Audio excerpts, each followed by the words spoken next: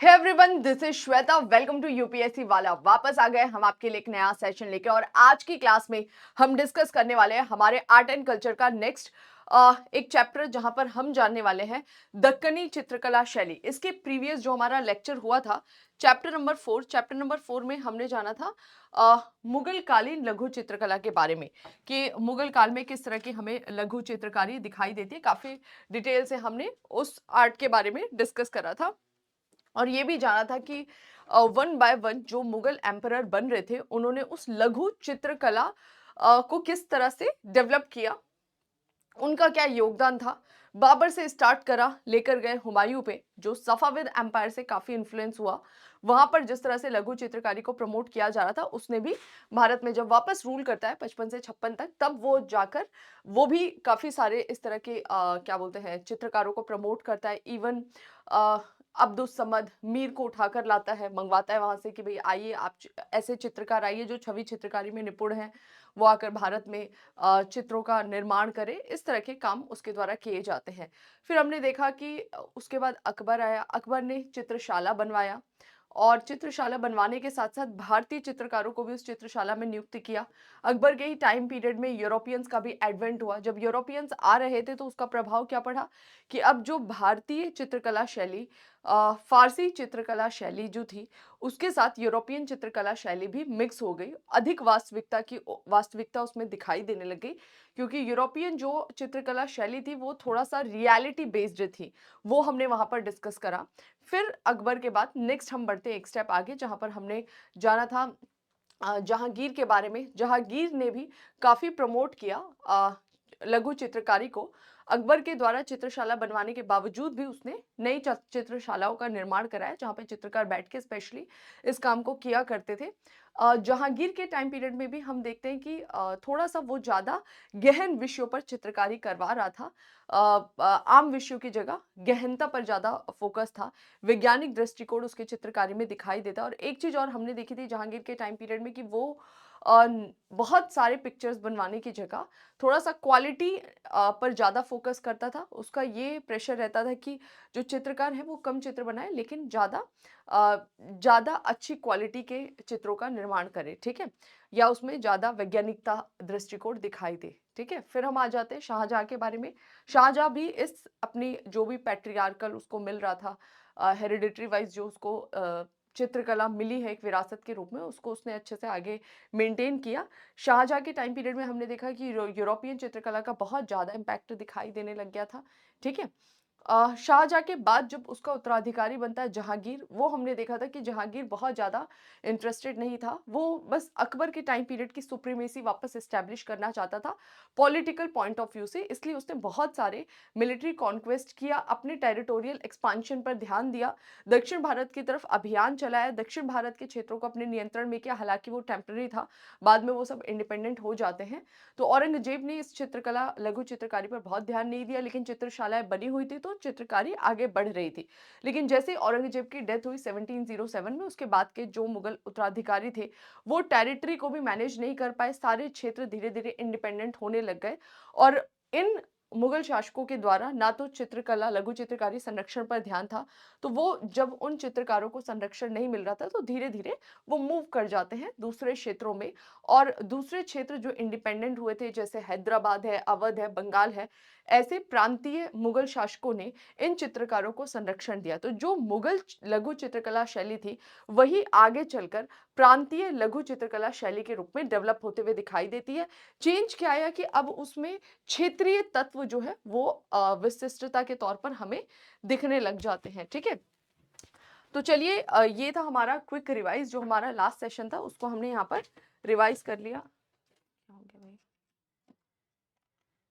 Okay, last जो हमारा session था वो हमने रिवाइज कर लिया। अब आज का जो चैप्टर है ये बहुत ज्यादा तो इंपॉर्टेंट नहीं है, थोड़ा सा बस हमको देखते हुए चलना है, क्योंकि हम एक बुक सीरीज कवर कर रहे हैं।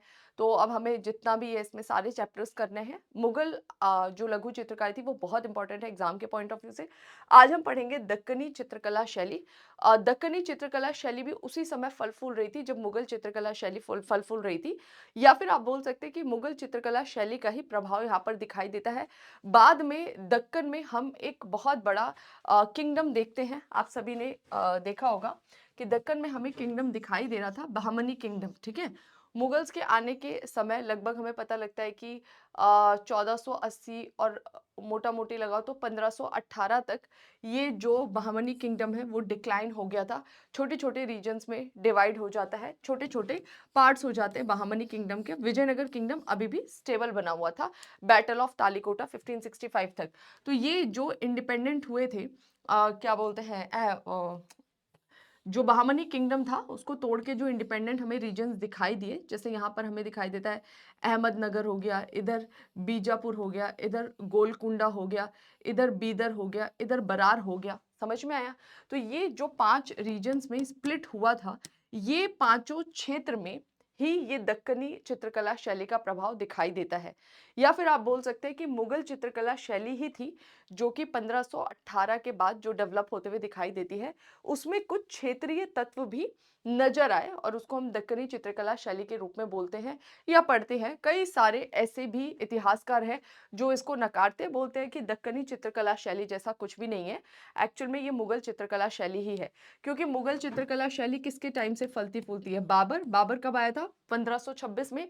फर्स्ट बैटल ऑफ पानीपत के बाद से उसने यहाँ पर अपना कंट्रोल एस्टेब्लिश किया था। और कब तक दिखाई देती है? 1707 औरंगजेब के टाइम पीरियड तक। औरंगजेब के टाइम पीरियड तक जो है ये मुगल आर्ट फलते फूलते हुए दिखाई देती है। और ये जो दक्कनी चित्रकला शैली है, इसका टाइम भी कब से कब तक माना जाता है? 16वीं शताब्दी से 17वीं शताब्दी तक, यानी कि 1500 से लगभग 1700 तक का इसका टाइम पीरियड, 1501 से 1700 तक का इसका टाइम पीरियड माना जाता है। तो कई सारे ऐसे भी हिस्टोरियंस हैं जिनका कहना है कि नहीं, दक्कनी चित्रकला शैली जैसा कुछ नहीं है, ये मुगल चित्रकला शैली है जो यहाँ पर हमें दिखाई दे रही है क्षेत्रीय तत्वों को लिए हुए। ठीक है, तो हमको बहुत डिबेट नहीं करना है, हमको बस ये जानना है थोड़ा सा इसके बारे में, इसमें कौन से क्षेत्रीय तत्व है वो थोड़ा सा ध्यान रखना है। टाइम पीरियड मैंने दोनों का इसलिए बता दिया क्योंकि अभी जस्ट इसे पढ़कर आए हो, ठीक है। और मुगल्स ने इस क्षेत्र को अपने नियंत्रण में किया था, तो नो डाउट मुगल चित्रकला शैली का यहाँ पे प्रभाव है। लेकिन प्रभाव लिए हुए भी जब ये इंडिपेंडेंट स्टेट्स दिखाई देते हैं, स्पेशली मैं बात करूंगी 3 रीजन्स की, कौन कौन सी? एक तो ये अहमदनगर वाला, ठीक है, अहमदनगर के जो शासक होते हैं जिनको निजाम शाह कहा जाता था, ठीक है। दूसरा हमें दिखाई देता है बीजापुर। बीजापुर में जो रूलर दिखाई देते हैं, और यहाँ पर हमें दिखाई देता है क्या? गोलकुंडा। तो अहमदनगर, बीजापुर, गोलकुंडा, इन 3 क्षेत्रों में हमें क्षेत्रीय दक्कनी चित्रकला शैली का प्रभाव दिखाई देता है। यानी यहाँ पर ये जो मुगल चित्रकला शैली था ना, उसमें कुछ क्षेत्रीय तत्व हमें निखरते हुए दिखाई देते हैं जो कि वहाँ के रूलर्स ने प्रमोट किया था, ठीक है। तो यही हमें डिस्कस करना है, 4-5 पेज का ही चैप्टर है, छोटा सा चैप्टर है, इसको हम देख लेते हैं, ठीक है।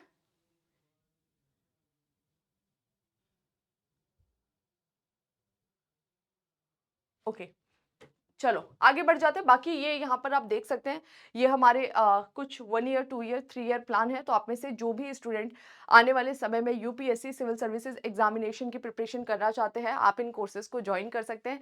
इनका लिंक डिस्क्रिप्शन बॉक्स में दिया हुआ है। और अगर आप कर रहे हो प्लान तो बिल्कुल आप गाइडेंस लीजिए, थोड़ा सा ईजी हो जाती हैं चीज़ें। अगर आपके पास में घर में कोई गाइडेंस है तो अच्छी चीज़ है। और घर का गाइडेंस भी क्या होता है कि अपने भाई बहन को, या थोड़ा सा वहाँ पर घरेलू टाइप का माहौल होता है तो वो सिंसियरिटी नहीं आती है। तो एक प्रॉपर गाइडेंस बहुत ज़रूरी है सिविल सर्विसेज के एग्जामिनेशन के लिए। अगर आप अच्छे से समझ पाए एग्जाम को तो बहुत अच्छी चीज़ है, अदरवाइज गाइडेंस लीजिए ताकि आपका टाइम, एनर्जी सब कुछ बचे। सही समय में 1.5-2 साल में ही आप प्रॉपर प्लानिंग से प्रिपरेशन करिए और अंडर गाइडेंस, ताकि आपका एग्जाम क्वालिफाई हो जाए। अभी 2024 का प्रीलिम्स बहुत पास आ चुका है, 26 मई को है, तो आप सभी बच्चे रिवीजन तो कर ही रहे होंगे। रिवीजन के साथ साथ प्रीवियस ईयर क्वेश्चन भी लगा रहे होंगे। प्रीवियस ईयर क्वेश्चन के साथ एक्सपेक्टेड क्वेश्चंस भी हमें लगाने चाहिए कि थोड़ा सा हमें आइडिया लग पाता है कि जो हमने पढ़ा है इसमें से कितने क्वेश्चन आ रहे हैं। यूपीएससी के जब आप एग्जाम में बैठेंगे तो ऐसा नहीं है कि वहां पर आपको डायरेक्ट कोई क्वेश्चन मिलने वाला है, या आप कोई भी बुक पढ़कर चले जाइए, स्पेक्ट्रम पढ़ लो, एनसीईआरटी पढ़ लो, अब आपको वहां जाके कोई डायरेक्ट क्वेश्चन नहीं मिलने वाला है। 100 क्वेश्चन है तो 15-20 एवरेज मानिए कि ऐसा है जो आप डायरेक्ट फटफट मार देंगे। बाकी वहां पर आपने कितना कंसेप्चुअल क्लैरिटी के साथ चीजों को रखा है, उस हिसाब से आप एलिमिनेशन मेथड का ही यूज करते हैं। तो उस मोमेंट पे हमारे जो प्रैक्टिस सेट होता है वो बहुत काम आता है। क्योंकि जब आपने कोई चैप्टर पढ़ा, जैसे बुद्धिज़्म पढ़ा, अब उसके जितने भी मॉक टेस्ट है वो अगर आप लगा रहे हैं, उसे डिफरेंट डिफरेंट टाइप के क्वेश्चंस पूछ रहा है, तो कहीं न कहीं आपकी और ज़्यादा क्लैरिटी होगी। वो क्वेश्चंस डेफिनिटली आपको नहीं आ रहा है, कोई फ़र्क नहीं पड़ता, लेकिन आप बाद में उसका एनालिसिस तो करेंगे। तो जो भी उससे एक्सपेक्टेड क्वेश्चंस हो सकते हैं, वो अगर आपने लगा रखे हैं, तो चाहे यूपीएससी किसी भी तरीके का क्वेश्चन पूछे, अगर कोई भी बच्चा उसे करने की हालत में, तो आप भी करने की सिचुएशन में रहेंगे, ठीक है? तो इसी को ध्यान में रखते हुए हमारे प्लेटफ़ॉर्म भी आपके लिए एक मॉक टेस्ट कंडक्ट करा रहा है, जहाँ पे रेगुलर बेसिस पे आपसे कुछ क्वेश्चंस जो है टेस्ट में पूछे जाएँगे टॉपिक वाइज़। इसमें all India rank, detail analysis सारी चीज़ें आपको प्रोवाइड कराई जाएँगी, ताकि आप खुद को एक थोड़ा-सा आँक सकें कि अभी कहाँ पर हैं। एक चीज़ और मैं यहाँ पर बोलना चाहूँगी, क्योंकि जब हम टेस्ट देते हैं, रैंक आता है, कई बच्चे डिमोटिवेट हो जाते हैं, फ़र्क ही नहीं पड़ता है। मैं आपको पर्सनली बोलूँगी, सिर्फ़ टेस्ट को ये मानकर दीजिए, वो स्कूल वाला टेस्ट या एग्ज़ाम की तरह नहीं, इसको बस ये मानकर चलिए कि आप तो अपने क्वेश्चंस को प्रिपेयर कर रहे हैं। चाहे आपके 100 में से 100 क्वेश्चन गलत हो जाए, फ़र्क नहीं पड़ता है, लेकिन उसके बाद 2 घंटा बैठ के उन 100 क्वेश्चंस को आपको देखना है। जाकर जहाँ पर भी नोटबुक में दिया है, कहीं नहीं मिल रहा है तो गूगल करिए और चेक करके उस हर एक क्वेश्चन पर कमांड बनाइए, वो अपना टॉपिक प्रिपेयर कर लीजिए।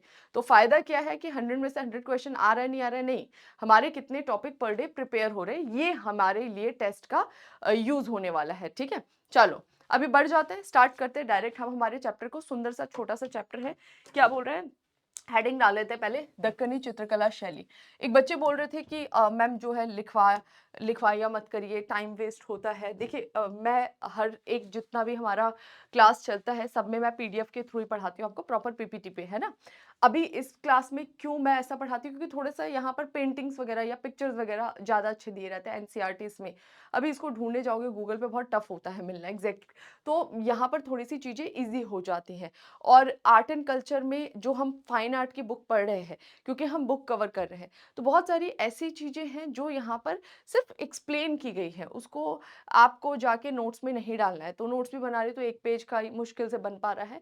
तो इसलिए मैं इसको कोशिश करती हूँ कि बुक से ही कराऊँ, आपकी भी चीज़ें अच्छे से समझ में आएँगी, आप थोड़े से पिक्चर्स वगैरह को देख लोगे तो और डिटेल आपका एनालिसिस हो जाएगा, ठीक है?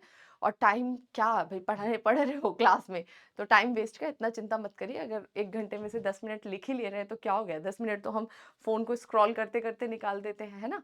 चलिए, अब आ जाते हैं नेक्स्ट, हेडिंग डाल लीजिए आप लोग, दक्कनी चित्रकला शैली। दक्कनी चित्रकला शैली, ठीक है? तो दक्कनी चित्रकला शैली जो अभी हम पढ़ने वाले हैं, इसमें हमारा 3 रीजन्स पर ही फ़ोकस होगा। थोड़ा-सा ये ध्यान रखना है, अभी हम वन बाय वन इसके बारे में देखेंगे। 3 रीजन कौन-कौन सा होगा? एक तो ये आपका अहमदनगर, अहमदनगर, जहाँ पर कौन रूल कर रहे थे? निजाम शाही, निजाम शाही, ठीक है? दूसरा हमारे लिए क्या है? बीजापुर, बीजापुर, जहाँ पर हमें कौन दिखाई देते हैं? आदिल शाही, मतलब ये वंशज होते हैं जो यहाँ पर हमें आगे रूल करते हुए दिखाई देते हैं, आदिल शाही। और नेक्स्ट हमें किसके बारे में पढ़ना है? गोलकोंडा के बारे में।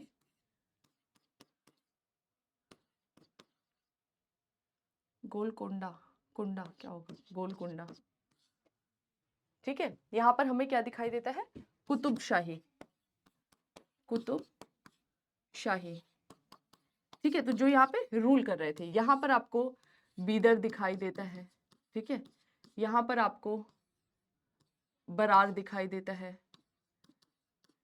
जो कोस्ट से लगते हुए रीजन है वो कौन कौन से? गोलकोंडा, अहमदनगर और बीजापुर। तो जो अभी हम इस चित्रकला के बारे में पढ़ने वाले हैं, पहले तो इसका टाइम पीरियड क्या था? 16वीं से 17वीं शताब्दी।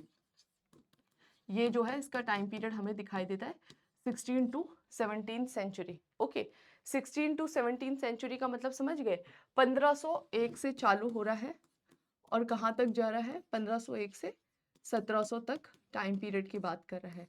ये कौन सा टाइम पीरियड है? तो इसके पैरेलली हमें मुगल्स भी दिखाई देते हैं। तो जब ये डिक्लाइन होता है, ये छोटे-छोटे पार्ट्स में टूटता है, ये जो आपको डिवीजन बताया है, पहले ये पूरा का पूरा जो क्षेत्र था, वो किस रूप में जाना जाता था? इसे बोला जाता था बहमनी किंगडम, बहमनी किंगडम या फिर साम्राज्य। और 1518 के आसपास ये पूरी तरह से टूट गया था, स्प्लिट हो गया था इतने पार्ट्स में, समझ में आ गया, छोटे छोटे पार्ट्स में टूट गया था। और ये वही टाइम पीरियड है जब इस चित्रकला शैली का प्रभाव दिखाई देगा, और ये वही टाइम पीरियड है जब इधर पैरेलली मुगल में भी मुगल चित्रकला शैली विकसित होते हुए दिखती है, और वो मुगल्स जो है इन क्षेत्रों पर अपना नियंत्रण भी स्थापित करते हुए हमें दिखाई देंगे। ठीक है, तो राइटर कहाँ से स्टार्ट करता है देखते हैं। राइटर डायरेक्ट यहाँ पर बोलता है, ओके, तो राइटर जो है वो डायरेक्ट यहाँ पर बोलता है आपका, सेकेंड रुकिए,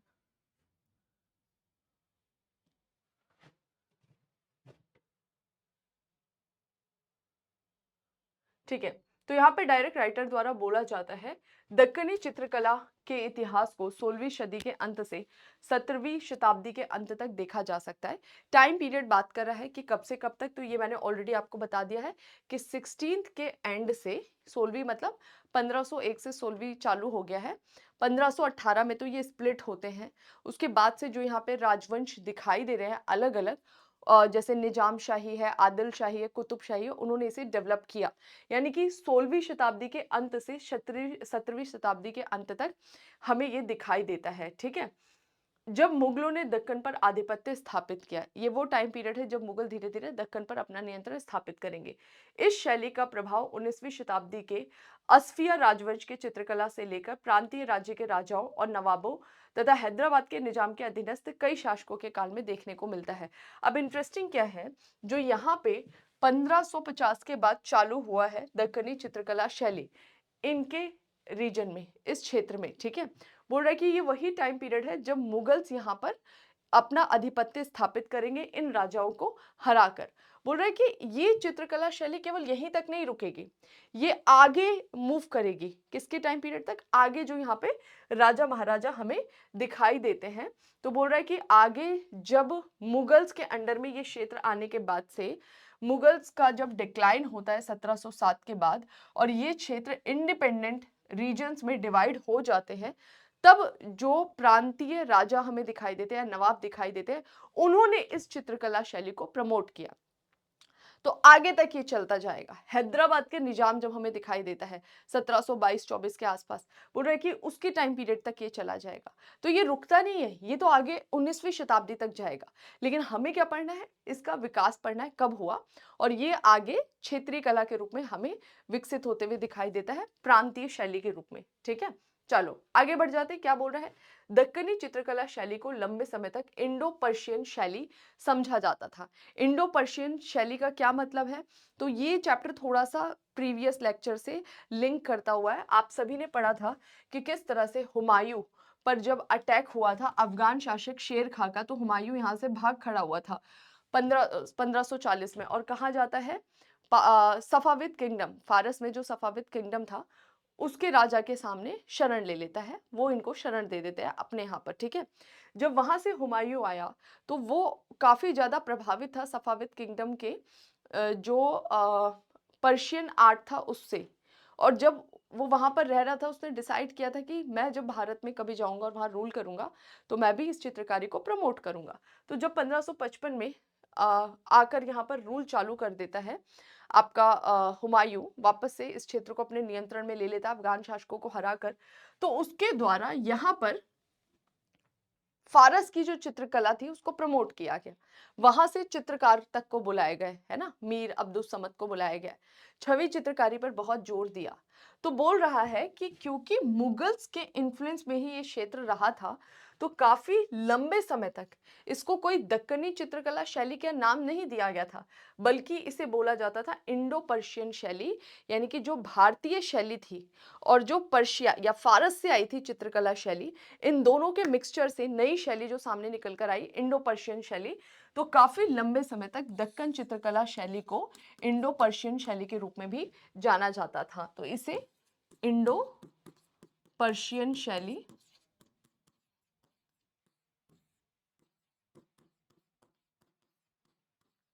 भी कहा जाता था। ठीक है, तो काफी लंबे समय तक इसी रूप में इसे माना जाता था। आज भी बहुत सारे इतिहासकार इसको इंडिविजुअल नाम नहीं देते हैं। ठीक है, फिर बोल रहा है इसके उद्गम का आधार मध्य पूर्व, सफाविद। मध्य पूर्व आप सभी को पता है, अभी हमने देखा हुमायूं जहां से आया था, सफाविद किंगडम। तो सफाविद, फारसी, तुर्की चित्रकला, मुगल चित्रकला। तो इसके विकास में हमें किसका योगदान दिखाई दे रहा है? तो दक्कनी चित्रकला शैली पर प्रभाव दिखाई दे रहा है सफाविद चित्रकला, ठीक है। और जो मुगल आर्ट बाद में, अब सफाविद और मुगल आर्ट को अलग अलग क्यों दिखाई दे रहा है? क्योंकि मुगल कालीन जो चित्रकला शैली थी उसमें केवल सफाविद नहीं, मुगल कालीन चित्रकला शैली का जो विकसित रूप था उसमें सफाविद के साथ साथ भारतीय चित्रकला शैली, यूरोपियन चित्रकला शैली, इन तीनों के मिश्रण से जो उत्पन्न हुआ था वो उसे हम बोलते थे मुगल चित्रकला शैली। समझ में आ गया, जो उसका एक्चुअल विकसित रूप था। तो यहाँ पर यही बोल रहा है कि इस पर किसका इम्पैक्ट था? मध्य पूर्वी सफाविद और मुगल चित्रकला शैली को इसका आधार माना जाता है, यानी बेस कहाँ से तैयार हुआ, वहां से जो एक आर्ट आया था वो इसका बेस तैयार करता है, ठीक है। तो यहां पर लिख लेंगे इसका आधार मध्य पूर्व, मध्य पूर्व सफाविद,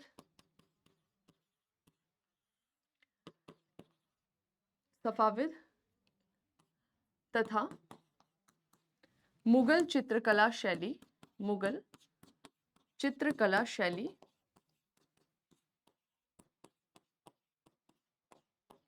को माना जाता।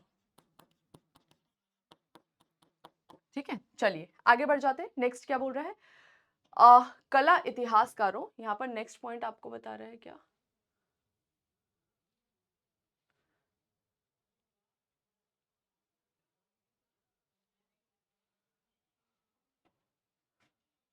एक सेकंड रुकिएगा।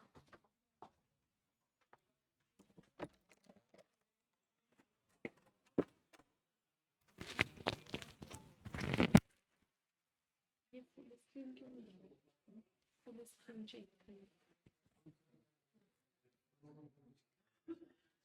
रोज तो चलता था फुल स्क्रीन, मतलब यहाँ तक ये जो दिखता है साइड में ऐसे, ये छोटा हो जाता है।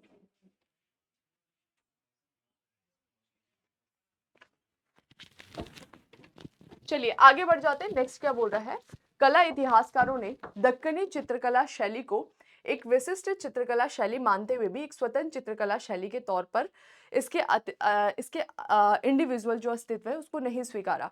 बोल रहे हैं कि हमें बहुत सारे ऐसे इतिहासकार दिखाई दे रहे हैं जो इतिहासकार ये तो बोल रहे हैं कि दक्कनी चित्रकला शैली में अपनी एक विशेषता है, वो स्वीकार कर रहे हैं कि इसमें हमें एक विशिष्टता दिखाई दे रही है, ठीक है।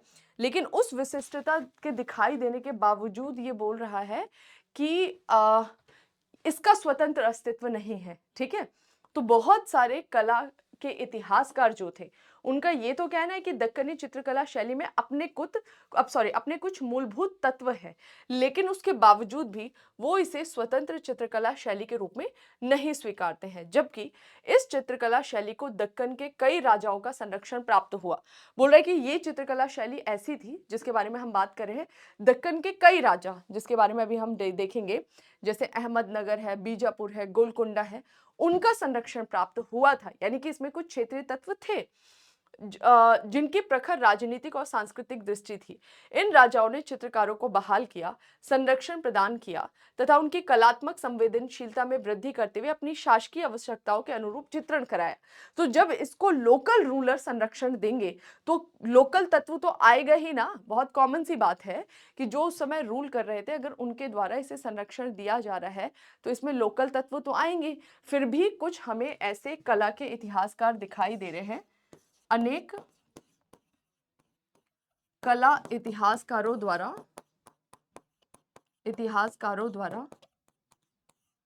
इसकी विशिष्टताओं को स्वीकारने के बावजूद भी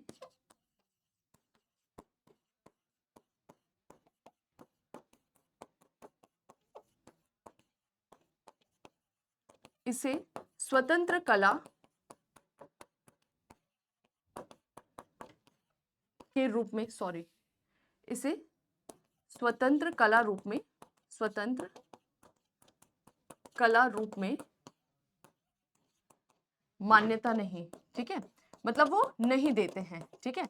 अब उनके नहीं देने के बावजूद भी जब उसको क्षेत्रीय राजाओं के द्वारा संरक्षण दिया जा रहा है, जिनकी अपनी सोच थी, अपना प्रशासन करने का तरीका था, तो फिर उसमें क्षेत्रीय तत्व तो आए होंगे ना, और वो क्षेत्रीय तत्व जब उसमें जुड़ गए तो उसका अलग तरीके से विकास हो रहा है, नहीं हो रहा है, तभी तो उसको दक्कनी चित्रकला बोल रहा है, ठीक है। तो यहाँ पर एक पॉइंट और लिख लेते हैं, अनेक दक्कनी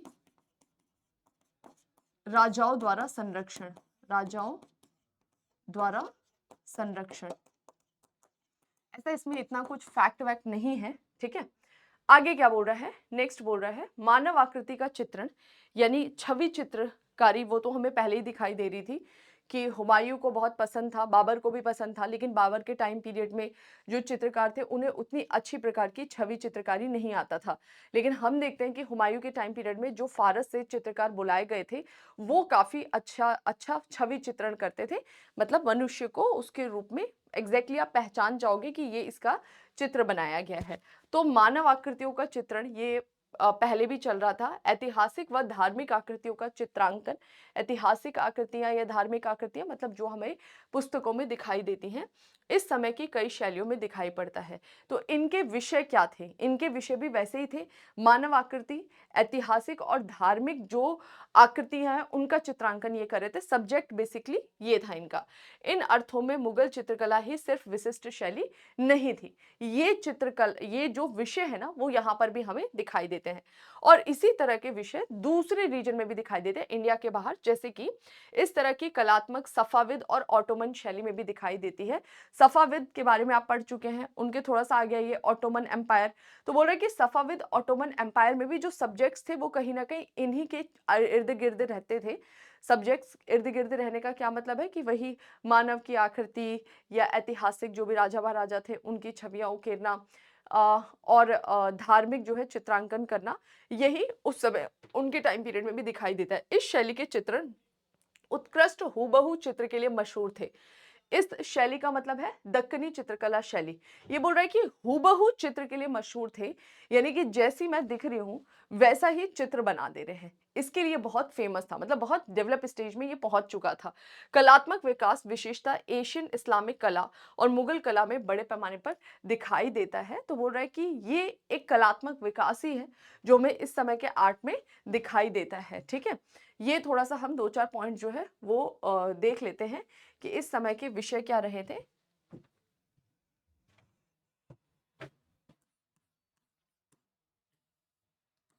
इनके विषय भी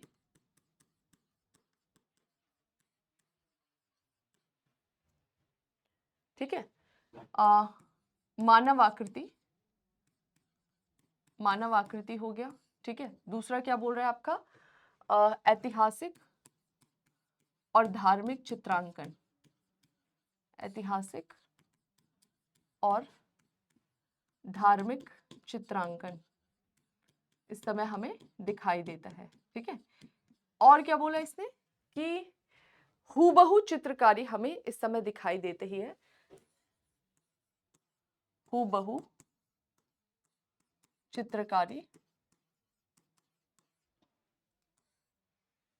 वो हमें इस समय पर थोड़ा थोड़ा दिखने लग जाता है, ठीक है। चलो आगे बढ़ जाते हैं। विंध्यन पर्वतों से दूर दक्षिण भारत के पठारी क्षेत्रों में 16वीं 17वीं शताब्दी में विभिन्न दक्कनी शासकों के अंतर्गत तत्कालीन क्षेत्रीय व सांस्कृतिक विशेषताओं के साथ आकर्षक सशक्त चित्र शैली का विकास हुआ। अब यहाँ पर आगे बढ़ रहा है, विंध्यन का जिक्र कर रहा है। विंध्यन सभी को पता है, अगर आपने थोड़ा बहुत इंडियन ज्योग्राफी पढ़ा होगा तो वहां पर अगर आप ये देखो, इधर हमें विंध्यन माउंटेन रेंज दिखाई देता है। बोल रहा है कि विंध्यन के पार ये जो आपका पठारी क्षेत्र है, दक्कन वाला रीजन है, यहाँ पर हमें कई सारे क्षेत्रीय राजा दिखाई देते हैं जिनका यहाँ पर जिक्र करने वाला है।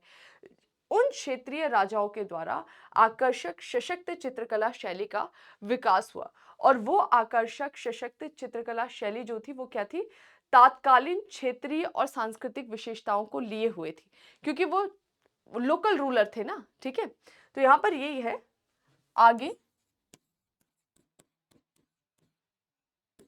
क्षेत्रीय व सांस्कृतिक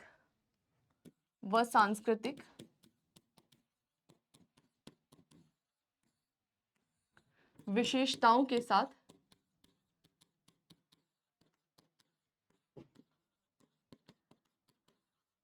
दक्कन के दक्षिण सॉरी विंध्यन के दक्षिण विंध्यन के दक्षिण में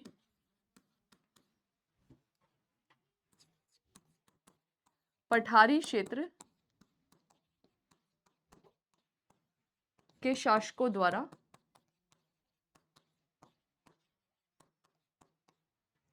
किसको सशक्त और आकर्षक चित्रकला शैली का सशक्त और आकर्षक चित्रकला शैली का आकर्षक चित्रकला शैली का विकास हुआ चित्रकला शैली का विकास। अब यहां पर उन विंध्यन के पार वाले रूलर्स का जिक्र करेगा जो मैं आपको चैप्टर के स्टार्टिंग में ही बता कर आई थी। किस किस का नाम ले रहा है यहाँ पर? बीजापुर, गोलकुंडा, अहमदनगर के शासकों ने चित्रकला की अति परिष्कृत विशिष्ट शैली को विकसित किया। तो अब जब बोलेगा बीजापुर, दिमाग में तुरंत क्लिक करेगा कहां पर है, अहमदनगर कहां पर है, गोलकुंडा कहां पर है, ठीक है। कौन यहाँ पर रूल कर रहे हैं, निजाम शाही, आदिल शाही, कुतुब शाही, ये पता होना चाहिए। इस चित्रकला शैली की अद्भुत रसमयता, मधुर रंगों की तीव्रता क्षेत्रीय सौंदर्य बोध से जुड़ी हुई है। ये बोल रहा है कि इसमें लोकल फैक्टर क्या है, जो आप बोल रहे हो कि इसका आधार तो पर्शियन आर्ट था, इसका आधार तो मुगल आर्ट था, फिर लोकल कौन सी चीजें थी जो इसको एनहांस कर रही है या इसकी विशिष्टता दर्शा रही हैं। तो वो लोकल क्या है, बोल रहा है कि रसमयता, मधुर रंगों की तीव्रता, ये हमें इसमें क्षेत्रीय तत्व के रूप में दिखाई देती है। या फिर ये बोले कि इसके जो चित्रकार थे जिनको संरक्षण दिया जाता लोकल रूलर के द्वारा, उन्होंने घने संयोजन के चित्रों में प्रणय का वातावरण, प्रणय का मतलब होता है प्रेम, है ना, तो प्रणय का वातावरण ये दर्शा रहे हैं अपने चित्रकला में, जिसमें सौंदर्य की सहज स्वाभाविक अभिव्यक्ति हुई है। प्रणय के वातावरण को दर्शाते हुए सौंदर्य दर्शाया जा रहा है ना, सुंदरता पर इसका बहुत ज्यादा फोकस हमें दिखाई दे रहा है। तो इसमें क्षेत्रीय तत्व क्या थे, क्षेत्रीय तत्व मतलब जो इसके कलर इनमें किए जा रहे थे ना, आंखों को जो थोड़े से कामनेस देते हैं उस टाइप के कलर थे। थोड़ा सा जो होता है ना कि शांत प्रकार के ब्लू लाइट शेड्स जो होते हैं उस तरह के कलर थे। तो मधुर रंग इसमें हमें दिखाई देते हैं, ठीक है, प्रणय का वातावरण दिखाई देता है और साथ ही साथ सौंदर्य की सहज अभिव्यक्ति, ये इसमें क्षेत्रीय तत्व हमें दिखाई देते हैं, ठीक है। क्षेत्रीय तत्व के रूप में तीन जो चीजें हैं हमें ध्यान रखना है, मधुर रंगों की तीव्रता, मधुर रंगों की तीव्रता,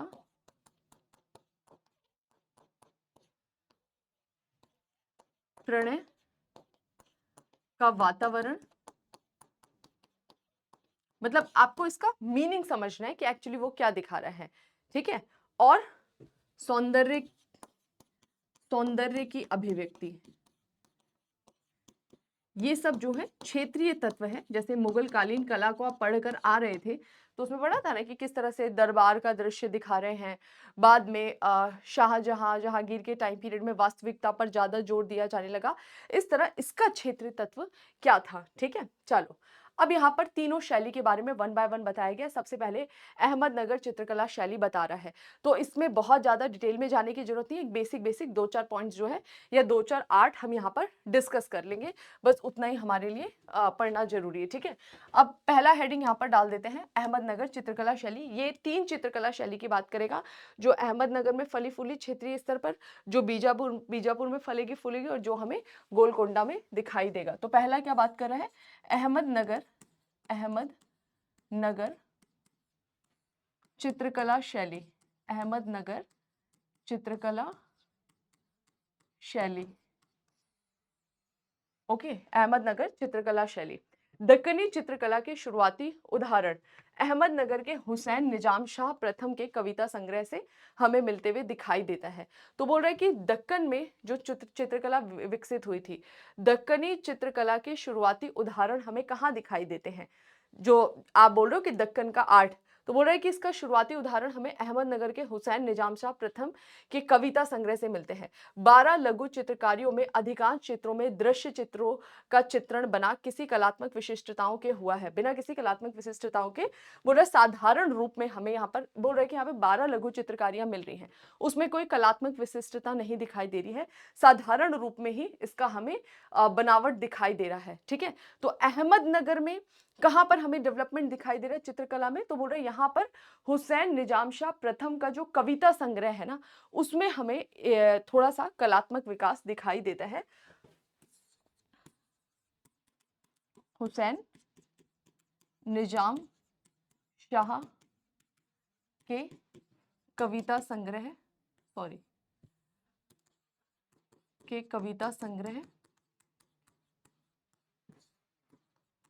में इसका प्रभाव। ठीक है, 12 चित्रकारी जो बनाई जा रही हैं, 12 लघु चित्रकारी, वो ज्यादातर साधारण रूप ही लिए हुए हैं, परंतु चित्रों में युद्ध के दृश्यों का चित्रण बिना किसी कलात्मक परंतु वे चित्र जिसमें रानी के विवाह का चित्रण हुआ है, उनमें रंगों की भव्यता, रेखांकन की मधुरता से हमें संतुष्टि की अनुभूति होती है।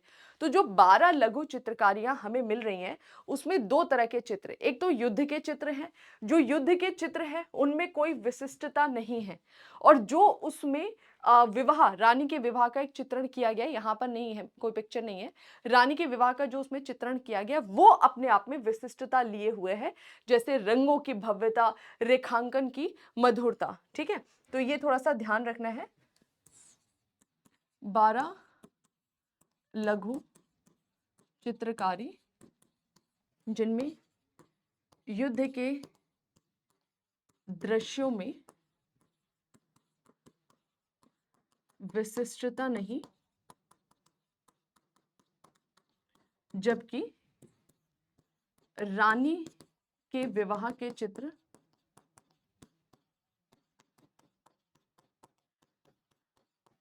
में हमें थोड़ी सी विशिष्टता दिखाई देती है, और वो विशिष्टता किस रूप में दिखाई दे रही है? रंग के रूप में, रंगों की भव्यता, रेखांकन की मधुरता के रूप में हमें दिखाई दे रही है। तो रंगों की भव्यता यहाँ पर हमें दिखाई देती है। ये थोड़ा सा अहमदनगर के आर्ट के बारे में आपको बता दिया। चलो आगे बढ़ जाते हैं। अहमदनगर के इस चित्रण में अपूर्व चित्र बता रहा है कि किस तरह से रानी जिसका विवाह हो रहा है उसको दर्शाया गया है। अहमदनगर के इस चित्र में युवती की वेशभूषा थोड़े बदलाव के साथ उत्तर भारतीय परंपरा में है, यानी जो लेडी है उसका जो पूरा पहनावा है वो उत्तर भारतीय परंपरा के साथ दर्शाया जा रहा है। उसने चोली पहनी हुई है, उसकी लंबी चोटी है, चोटी के लास्ट में जो बाल बांधकर जो चोटी लगाते हैं वो लटके हुए, जो फूंदने बंधे हैं वो है, शरीर के इर्द गिर्द से होते हुए हमें दिखाई देते हैं। दुपट्टे का चित्रण, मतलब पूरा का पूरा दुपट्टा लहराता हुआ ऐसे दिखाई देता है। शरीर के ये जो दुपट्टे का चित्रण है ना, ये दक्षिण भारतीय शैली में हमें दिखाई देता है।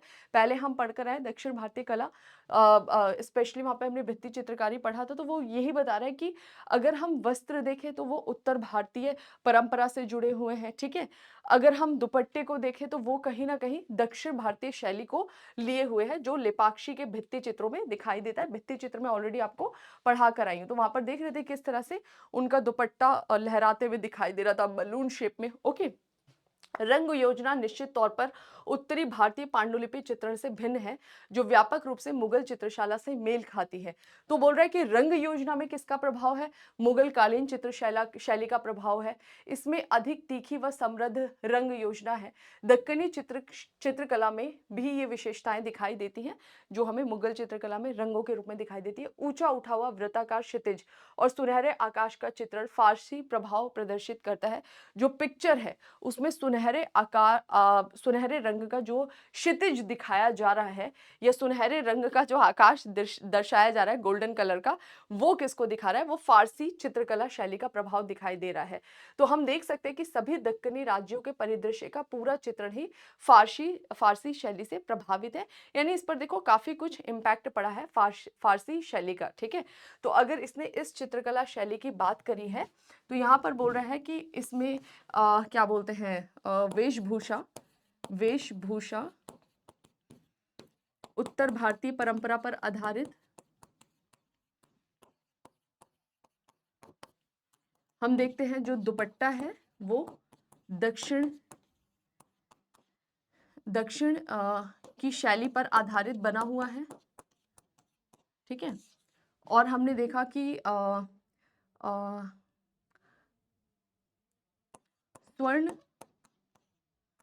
रंग का क्षितिज, ये किसका प्रभाव है? इस पे प्रभाव है फारसी शैली का।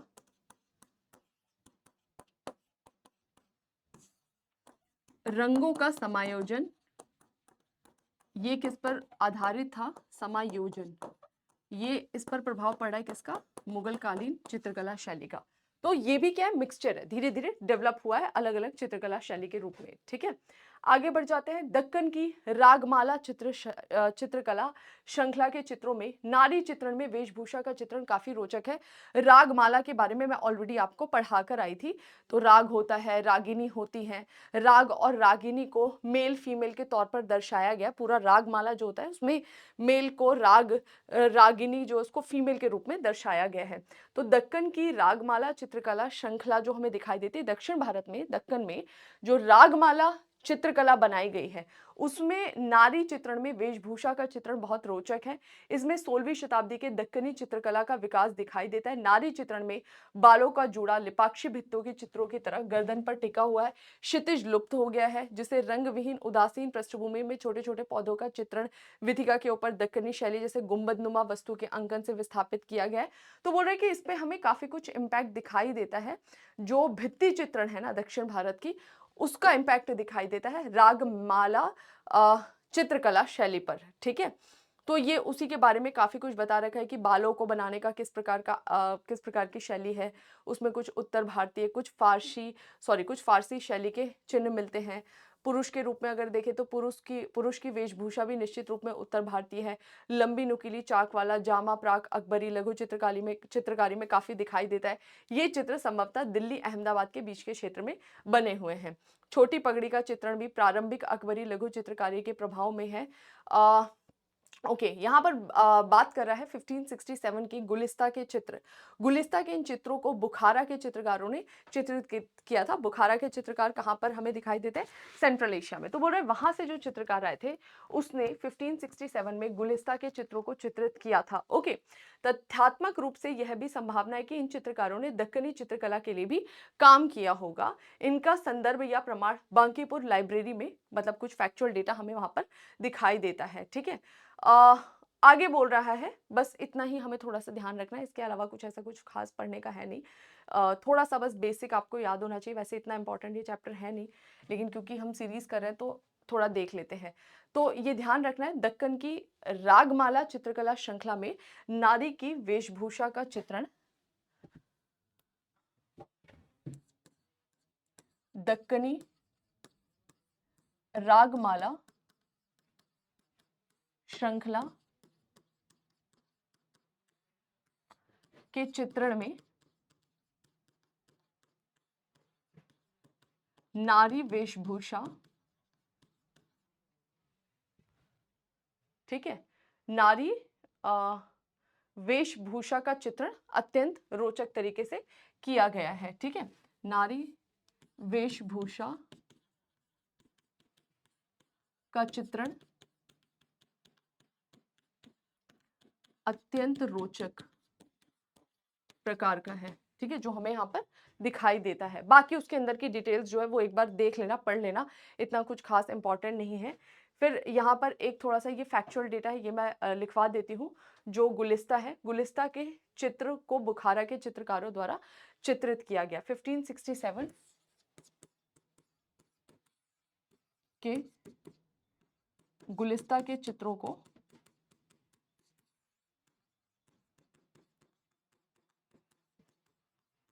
बुखारा के चित्रकारों द्वारा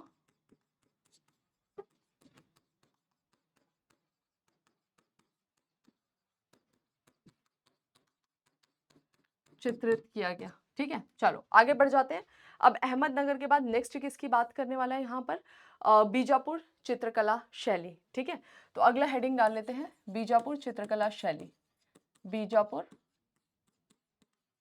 चित्रकला शैली। ओके, इसके बारे में 2-4 पॉइंट्स यहाँ पर बता रहा है।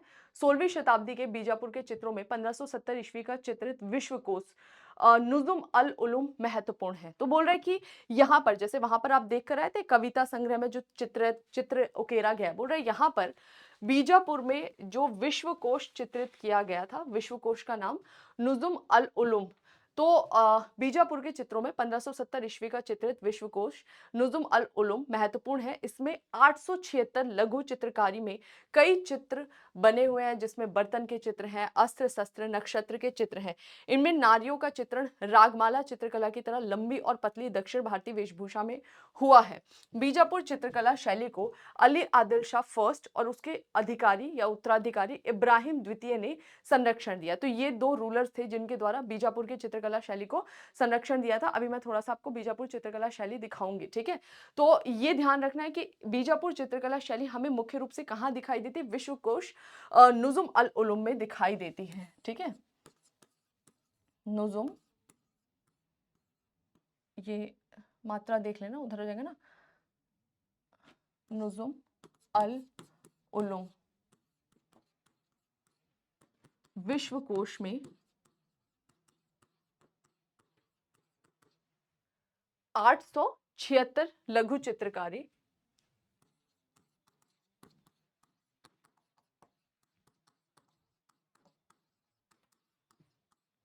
जहां इस चित्रकला का विकास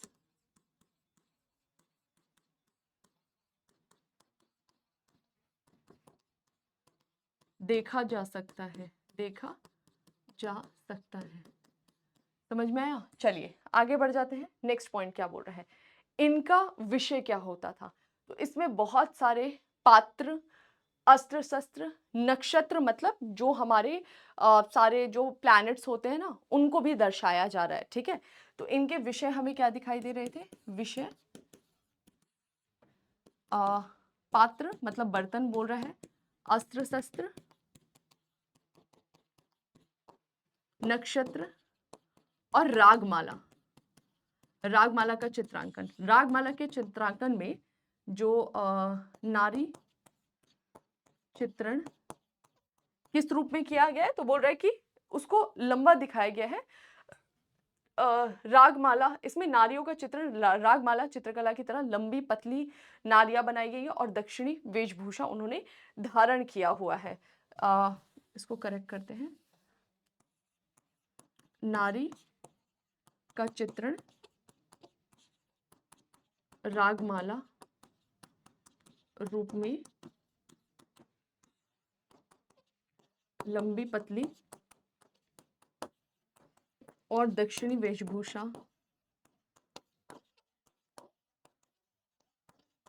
धारण किए हुए हमें दिखाई देती हैं, ठीक है। चलो आगे बढ़ जाते हैं। अब दो रूलर जिन्होंने इसको संरक्षण दिया, दो रूलर हमें कौन कौन से दिखाई देते हैं। तो एक रूलर बोल रहा है आदिल शाह प्रथम और दूसरा इसका उत्तराधिकारी इब्राहिम द्वितीय। आदिल शाह प्रथम और इब्राहिम द्वितीय द्वारा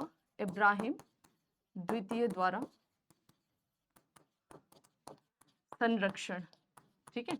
ये ध्यान रखना है, इनके द्वारा ये दो रूलर थे जिन्होंने अपनी कला को संरक्षण दिया, ठीक है।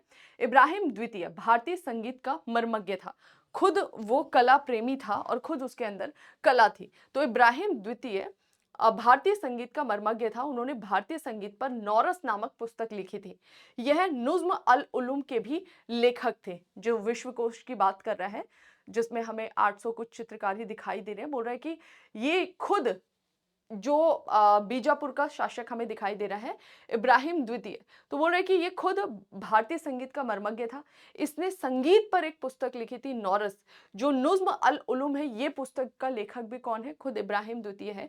उनके आधिपत्य में ही संभवतः 1590 ईस्वी में रागमाला श्रृंखला प्रमाणित हुई। बीजापुर का तुर्की से संबंध उस श्रृंखला के अंतरिक्ष संबंधित चित्रों के चित्रांकन में दिखाई देता है।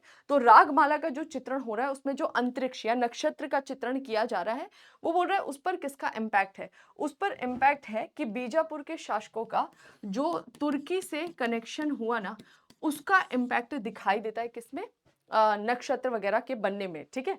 तो ये ध्यान रखना है, इब्राहिम द्वितीय के टाइम पीरियड में ये खुद जो है संगीत से संबंध रखता था, और इसके द्वारा जो पुस्तक लिखी गई है संगीत पर, नौरस नामक पुस्तक लिखी गई है, ठीक है। संगीत पर नौरस पुस्तक लिखी गई है, ठीक है। और जो हमने विश्वकोश है वो देखा कि वो भी इसके द्वारा ही लिखा गया। फिर बोल रहा है ये चित्र तुर्की पांडुलिपि से काफी प्रभावित है। जो रागमाला श्रृंखला का चित्रण हमें इसके टाइम पीरियड में दिखाई दे रहा है, उस पर तुर्की चित्रकला का बहुत ज्यादा इम्पैक्ट दिखाई देता है। रागमाला के आध्यात्मिक और भाव पक्ष से संबंधित चित्र भारतीय प्रभाव में है, जिनमें लेपाक्षी शैली दिखाई देती है। तो बोल रहा है कि रागमाला में जो अंतरिक्ष वाले चित्र दिखाई दे रहे हैं उस पर तुर्की चित्रकला शैली का इम्पैक्ट है। जो भाव दिखाई दे रहा है, जो इमोशंस दिखाई दे रहे हैं, उसमें हमें लेपाक्षी शैली या भारतीय शैली का इम्पैक्ट दिखाई दे रहा है। ये आदिल शाह के दरबार के सुरुचिपूर्ण चित्रों में समृद्ध तीखे रंग, वेगपूर्ण रेखाएं और सहज संयोजन सौंदर्य बोध का अनुकरण करते हैं। समृद्धि का सिंहासन 7 खंडों का प्रतीकात्मक खाका है। ये देखो यहाँ पर एक पिक्चर दिखा रहा है जो दिखा रहा है कि भाई ये कितने ज्यादा समृद्ध थे। तो बोल रहा है कि 7 खंडों में इसे विभाजित किया गया है। यहाँ पर आप काउंट कर सकते हो। तो ये बेसिकली पिक्चर्स के फॉर्म में चीजों को शो कर रहे हैं। तो बोल रहे हैं कि इस टाइम पीरियड में हम देखते हैं, एक सेकेंड रुकिएगा। ओके, यहाँ पर ये बोल रहा है कि इस टाइम पीरियड में हम देखते हैं कि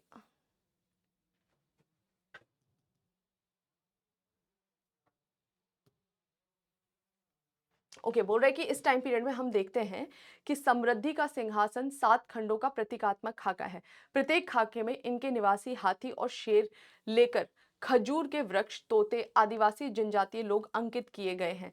मतलब ये बेसिकली उस टाइम पीरियड के रूलर की जो प्रोस्पेरिटी है उसको दर्शाने के लिए 7 खंडों वाला एक हमें चित्र यहाँ पर दिखाया जा रहा है, ठीक है। छोटे छोटे चित्रों की यह चित्र श्रृंखला गुजरात के घरों के मुख्य दरवाजों पर लगे कास्ट उत्कीर्ण पैनलों जैसे दिखाई देते हैं। तो गुजरात के घरों में बोल रहा है कि जो लकड़ी के छोटे छोटे चित्रकारी करके लकड़ी के पैनल्स लगाए जाते हैं ना, वैसा सा कुछ ये दिखाई देता है। या दक्कन के मंदिरों पर हाथियों की सीढ़ी नुमा चित्रों की याद दिलाते हैं। इस पृष्ठ के रंग योजना पूरी तरह इस्लामिक फारसी शैली में है। विशेष रूप से सिंहासन के ऊपरी हिस्से में पेड़ पौधों का चित्रण गहरी नीली पृष्ठभूमि के विरुद्ध दक्कनी शैली में चित्रित फूल पत्तियों से घिरा है। यानी कि ये जो हमें दिखाई दे रहा है ना, समृद्धि को 7 खंडों में चित्रित किया गया है। तो समृद्धि का सिंहासन 7 खंडों का प्रतीकात्मक खाका है। इसमें हमें दोनों शैलियों का प्रभाव दिखाई दे रहा है, ठीक है। दक्कनी शैली का भी प्रभाव दिखाई दे रहा है, इसको हम नोट ही कर लेते हैं।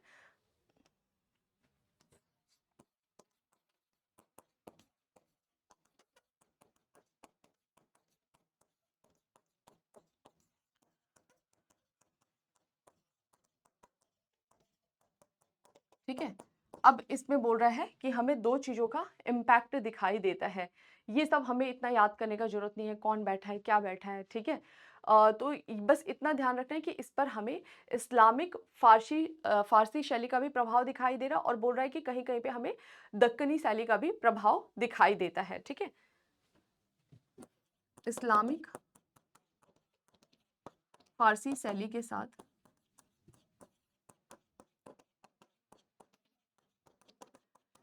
दक्कनी शैली का प्रभाव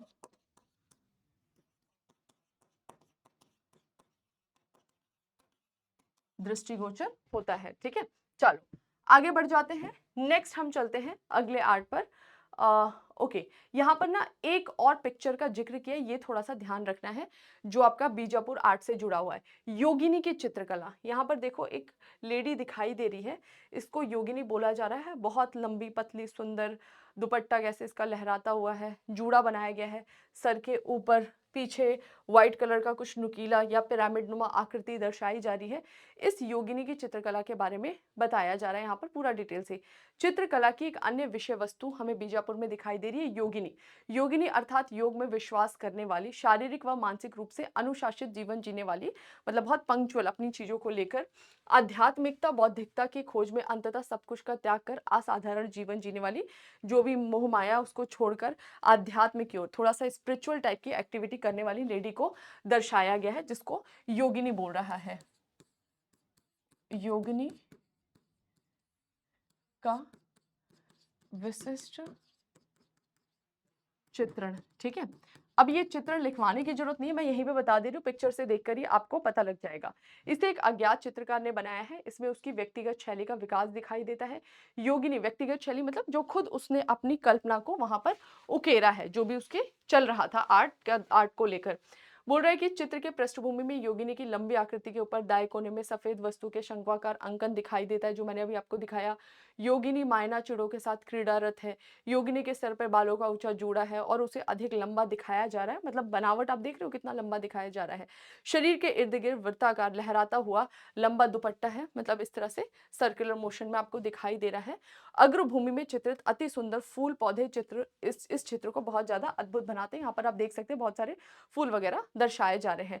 तो बीजापुर आर्ट में वो जो 7 खंडों वाला चित्र है, योगिनी का चित्रण है, नक्षत्र का चित्रण है, ये थोड़ा हाईलाइटेड है। 2-4 फैक्ट ही याद रखो, अगर मेंस में कहीं कुछ पूछता है तो आप आराम से उसको कवर कर लोगे। अब आ जाते हैं गोलकोंडा चित्रकला शैली लास्ट, और इसके बाद से हम इसे एंड करेंगे। गोलकोंडा चित्रकला शैली,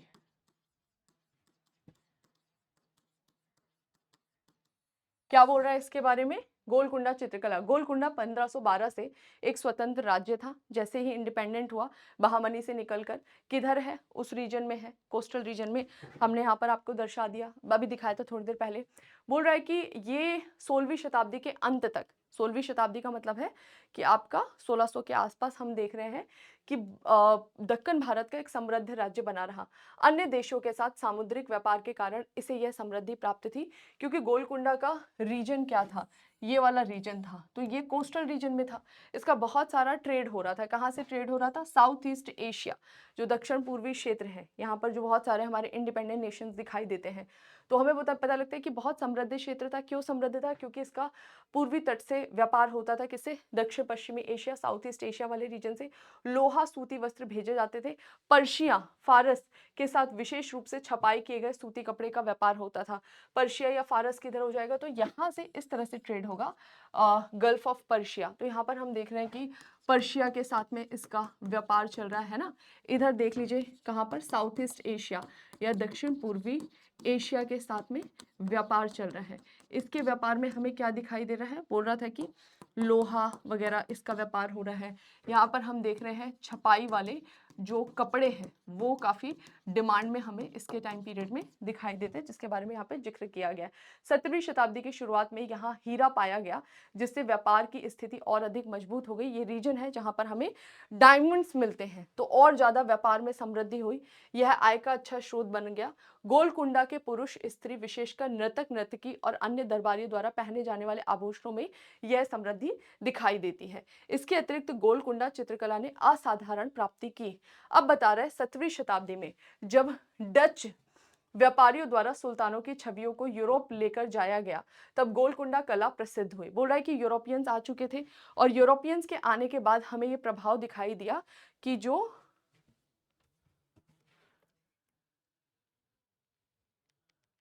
ऑफिस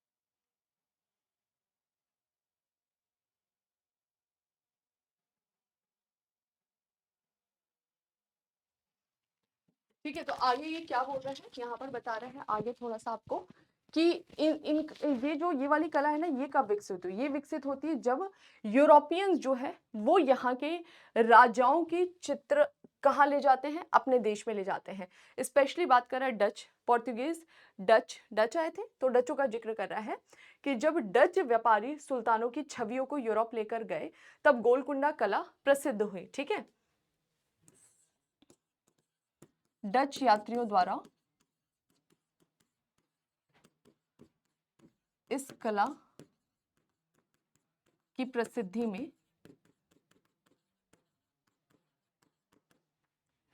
महत्वपूर्ण योगदान हमें दिखाई देता है।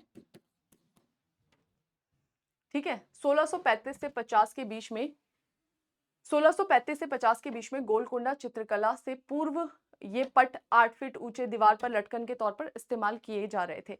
बोल रहे कि ये जो आप गोलकुंडा चित्रकारी देख रहे हो ना, इसको दीवार पर लटकाया जा रहा था। ये देख रहे हो, ये ऊंचे ऊंचे पट्ट बनाए जा रहे थे इस तरह की आकार में। तो बोल रहे कि हम देखते हैं कि ये जो पट्ट थे ना, वो 8 फीट ऊंचे और दीवार पे लटकन के तौर पर इस्तेमाल किए गए। जो राजाओं के सुल्तान की पिक्चर बनाई जा रही है। ये चित्रण सांकेतिक डिजाइन से आच्छादित थे। इसमें आमतौर पर वास्तु संरचनाएं, विभिन्न आकृतियों के चित्र चित्रित होते थे। अभी तक गोलकुंडा के कला के तहत पहचानी गई शुरू की 5 लघु चित्रकारियां 1463 के हाफिज के दीवान में पाई गई हैं। ये चित्र दरबार के दृश्यों का प्रतिनिधित्व करते थे। इनमें एक चित्रण में चित्र के बीचों बीच युवा शासक सिंहासन पर बैठा है, हाथ में सीधी लंबी ये तलवार लिए हुए है। कहाँ गया, ये देखो, ये दर्शाया जा रहा है कि अभी तक गोलकुंडा की चित्रकला में हम इन कुछ चित्रों को पाते हैं। देखो, बहुत सारी चित्रकला हमें मिली भी नहीं है अभी, सॉरी, बहुत सारे पिक्चर्स हमें मिले भी नहीं है। जो मिले उनको डिफाइन कर रहा है। हाथ में लंबी ठेठ दक्कनी तलवार पकड़े हुए हैं, मलमल का कोट पहना हुआ है, लंबवत कढ़ाई हुई पट्टी लगी हुई है। ये सब उसके वेशभूषा के बारे में बता रहा है। संयोजन में एक जैसे अनुपयोगी वास्तु के ऊपर कई पट्टियों का चित्रण है। फर्श पर कालीन बिछा हुआ है। फर्श पर विभिन्न आकृतियों से सुसज्जित कालीन बिछा हुआ है। चित्र मुगल प्रभाव से बिल्कुल अछूते हैं। गोलकुंडा चित्रकला पर हमें मुगल प्रभाव नहीं दिखाई देता है। तो मुगल प्रभाव से अछूते दिखाई देते हैं। ठीक है। आगे क्या बोल रहा है, चित्र पर जो स्पेसिफिक हम रंग देखते हैं, तो बैगनी कलर काफी हाईलाइट होता है। कुछ भित्ति चित्रों के चित्रण में एक चित्र में नीली लोमड़ी और सियारों का चित्रण हमें दिखाई देता है। तो इन चित्रों में बैगनी रंग का विशेष प्रयोग, बैगनी रंग का विशेष प्रयोग हमें दिखाई देता है, विशेष प्रयोग दिखाई देता है। दरबारी चित्रों की भरमार, दरबारी चित्रों की भरमार हमें दिखाई देती है। समझ में आया? चलो आगे बढ़ जाते हैं। नेक्स्ट क्या बोल रहा है, मोहम्मद कुतुब शाह का एक चित्र हमें दिखाई देता है जिसमें वह अपने शासन के शुरुआती काल में दीवान पर बैठे हैं और उनके बारे में थोड़ा सा बता रहा है कि किस तरह से उन्होंने कैप लगाई हुई है और गोलकुंडा पोशाक पहनी हुई है। काफी ज्यादा साम्यता दिखाई दे रही है 1590 के चित्र से काफी ज्यादा साम्यता दिखाई दे रही है, लेकिन ज्यादा दक्ष है, ज्यादा परिष्कृत रूप है। दरबारियों व दुल्हे के वेशभूषा के चित्रण में प्लास्टिक की परत दिखाई देती है। सूफी कविता की पांडुलिपि में पद का सचित्र चित्रण किया गया जिसमें पदों की व्याख्या के साथ लगभग 20 लघु चित्रकारी है। बोला है कि इस टाइम पीरियड में बीजापुर के आर्ट में हम देखते हैं कि सूफी कविता की पांडुलिपि में पदों का चित्रण भी किया जा रहा है। ठीक है, सूफी कविता की पांडुलिपि में पदों का चित्रण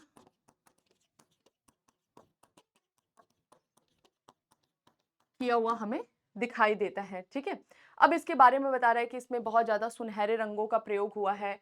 आकाश जो है वो सुनहरे रंगों सा दिखाई देता है। दोनों पट्टियों में बादलों का चित्रण है। पुरुष और स्त्रियों की वेशभूषा जो है वो बीजापुर के इब्राहिम द्वितीय के काल के प्रचलन जैसी है, मतलब वो लोकल ही जो पोशाक है उसी को कैरी कर रहे हैं। पेड़ पौधे दक्कनी शैली के, कुछ पौधों को घनी पत्तियों के बीच चित्रित किया गया है। बस मुझे नहीं लगता है, देखो इस तरह के जो पॉइंट्स हैं ना तो आप याद कर पाओगे ना तो आप एग्जाम तक लेकर जा पाओगे।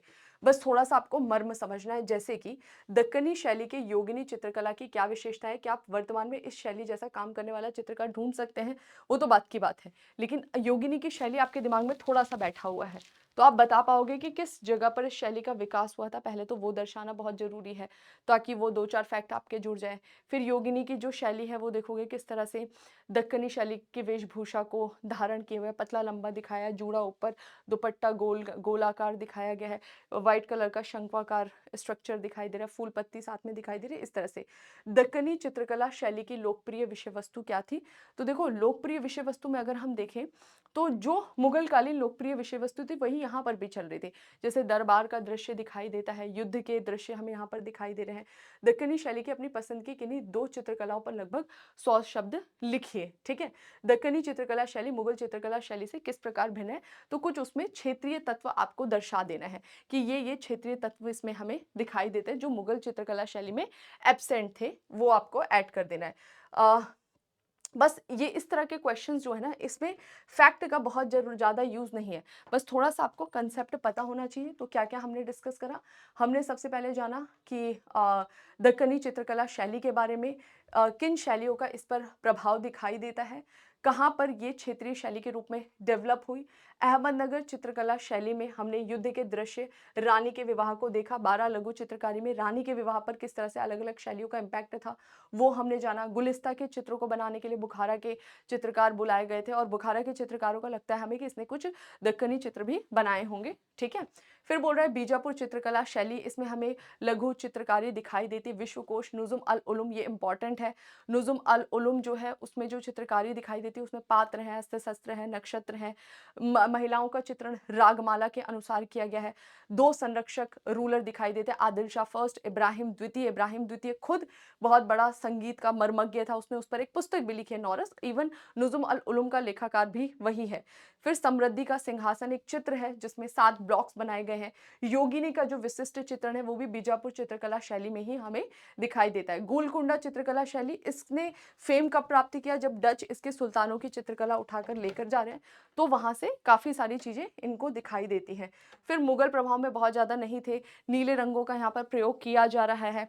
इसकी जो चित्रकला है उसमें बड़े बड़े 8-8 फुट के हमें दिखाई देते हैं। सुल्तानों के चित्र थे जिसको दीवार पर लटकाया जाता था। दरबारी चित्रों की भरमार। सूफी कविता की पांडुलिपि में जो पद्य है उसका पूरी तरीके से इसने चित्रण किया है। तो ये था एक ओवरऑल, ये हमारा चैप्टर, छोटा सा चैप्टर है, इसको देख लेना।